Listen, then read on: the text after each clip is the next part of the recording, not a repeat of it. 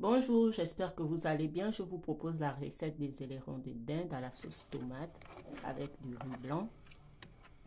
Alors au Gabon, on dit généralement dindon, mais ici c'est pas la même chose. Alors voilà, dans une casserole, j'ai mis mes ailerons nettoyés. J'ajoute à cela le curry, le poivre noir, le sel. Donc le sel au goût selon que vous aimez manger. Donc herbes de Provence. J'ajoute également une feuille de laurier, mes épices maison qui n'est plus à présenter. Alors vous pouvez remplacer par un cube si vous en avez. Et par la suite, je mets des oignons, une partie de mon oignon découpé, de l'ail également.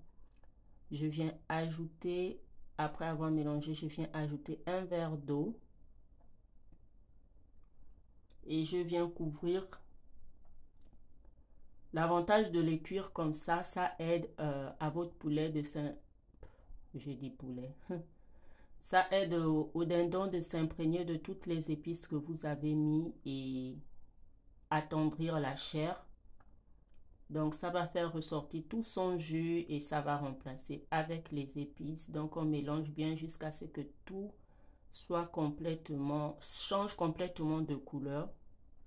Et après on vient retirer de la casserole. Bien sûr, on ne verse pas ce jus. Ce jus sera la base de notre sauce parce que c'est là où il y a tout le goût du dindon.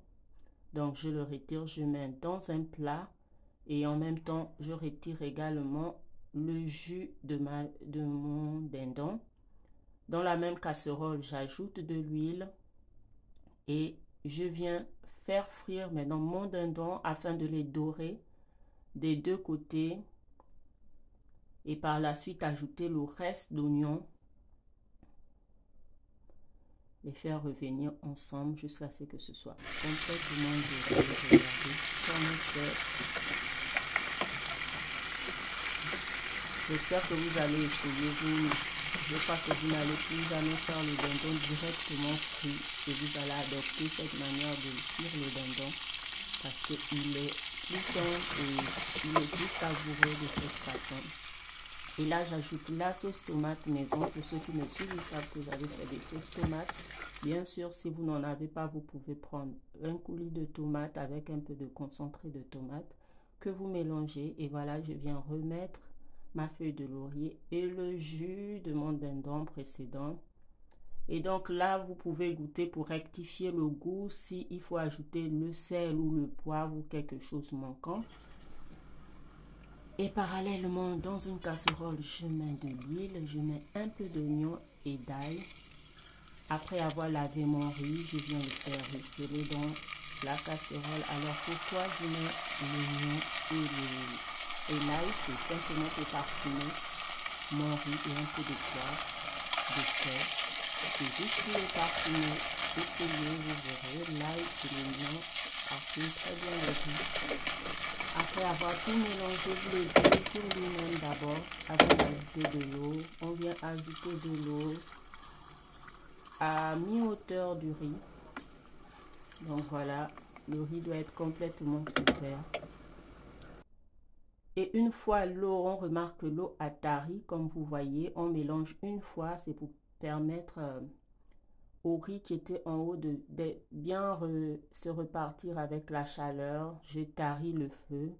À l'aide d'un torchon, je couvre mon couvercle et je le pose sur la casserole simplement pour étouffer le riz pour qu'il soit plus moelleux et qu'il puisse cuire très vite. Donc voilà, regardez-moi ce magnifique riz blanc. Après même comme ça, vous le mangez. Hein. Donc voilà comment il est. Je mélange, je me rassure qu'il n'y ait pas de graines qui ne soient pas cuites. C'est pourquoi je tourne afin de me permettre aux graines du haut d'aller en bas et vice versa.